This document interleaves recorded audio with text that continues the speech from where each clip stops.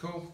So this was our second conversation class where we're using words from the first certificate grammar lessons on Tuesday. Here they are.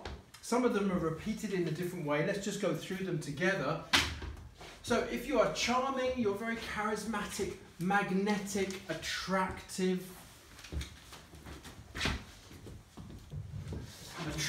appealing, enchanting. There's something quite mysterious about you indeed. It's a lovely, it's a very positive thing. If you're keen on, now we did this last week, if you're keen on something or somebody, you're really into it. Usually we say, I'm really into this hobby, or I'm really keen on this. And here are some of the words we learnt last week. Eager, enthusiastic, you really want to do it.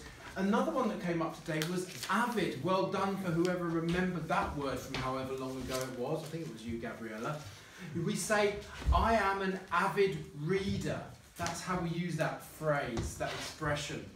Now, to rest on your laurels means you just stop trying to do things. You know, you get very lazy. Debut, your debut. I think they say debut. Is when you do something for the very first time. Like I made my debut here in February 2009. Almost 10 years now. So a launch when you're peeing for the first time. And thank you, Hakan, for kickoff. I really like that one. If something dawns on you, you realise, you go, oh my goodness, this has just dawned on me. I've just realised this for the first time. If you're inquisitive, you're curious, you really want to know something. A duo is a pair or a couple. To be competent at something means you're fine at it, adequate, sufficient. You know it, but you're nothing special, to be honest. A contrast is a comparison, a difference. I love this word, the contrary. Yeah, I really like that. A fund is a kitty. It's a pot of cash that you can spend on things. It's used a lot in business. If you persist, you continue, you keep going, you go on and keep trying. That's what we're doing here. If you're easygoing, you're light-hearted. If you're considerate, you're attentive. If you are repulsive, you are disgusting. If you fade away, you disappear, you dissolve into nothingness. If you're furious, you're really, really angry. Bogomil, thank you for this word, rage. Nice one. Compassion is empathy. It's when you really feel a person's pain. You can listen, you can understand, and you're non-judgmental. Fishy means suspicious or something that's a bit odd.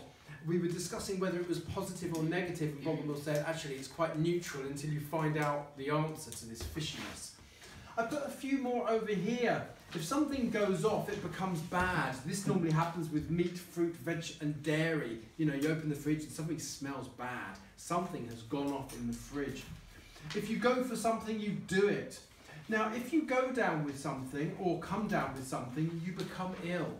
You know, you phone up your boss, oh, I've come down with the flu, I can't come into work, or I've gone down with the flu. If you're big-hearted, you're very loving and caring. If you're heavy-hearted, you're very sad. Thanks for the colour, Malgosha, blue, I like it. And if you're half-hearted, you do something without any motivation. You do it, but you really don't want to do it. So these were some of the words from our first certificate grammar lesson and some extras that I added just for fun. Thanks a lot. Let's do some feedback.